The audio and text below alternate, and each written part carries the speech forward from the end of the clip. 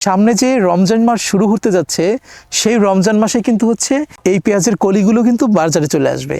আমরা আছি এখন একটি পেঁয়াজ বাগানে, দেখতে পাচ্ছেন এটা হচ্ছে পেঁয়াজের ফসল ফলছে আর এগুলো হচ্ছে এক একটা পেঁয়াজের কলি। দেখতে পাচ্ছেন এই যে সামনে ফুটে আছে, এগুলো হচ্ছে এক একটা পেঁয়াজের কলি আর এর ভিতরেই মূলত হচ্ছে পেঁয়াজের ফুলটা রয়েছে।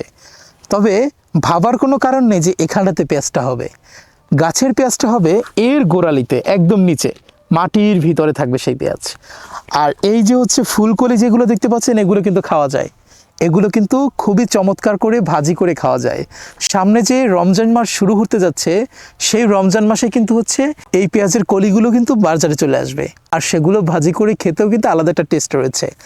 আমার মনে হয় বাংলাদেশের এমন কোনো পরিবার নেই যেই পরিবারে পেঁয়াজ অতিরিক্ত মাত্রায় প্রয়োজন হয় না, কারণ পেঁয়াজ হচ্ছে এখন এমন একটা জিনিস যেটা ছাড়া আসলে রান্না করা কল্পনা করাটাও মোটামুটিভাবে বোকামি। দেখতে পাচ্ছেন কতটা চমৎকার করে ফুটে আছে।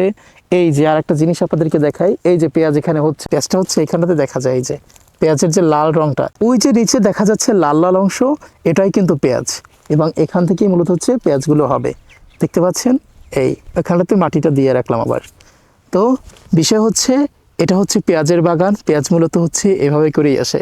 বেশ কয়েক বছর আগে দেখেছি বাংলাদেশে পেঁয়াজের দাম 80 থেকে 90 টাকা হয়ে যেত রমজান মাসে। কারণ হচ্ছে আমরা তখন পেঁয়াজের জন্য ভারতের কাছে আমরা জিম্মাদার ছিলাম।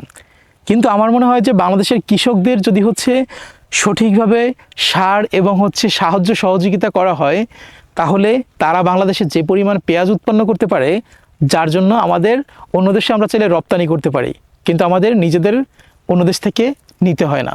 যে আমাদের দেশের মাটি সোনার চেয়েও খাঁটি, একই মাটিতে পেঁয়াজ হয়েছে, পাশেই দেখতে পাচ্ছেন আলু হয়েছে।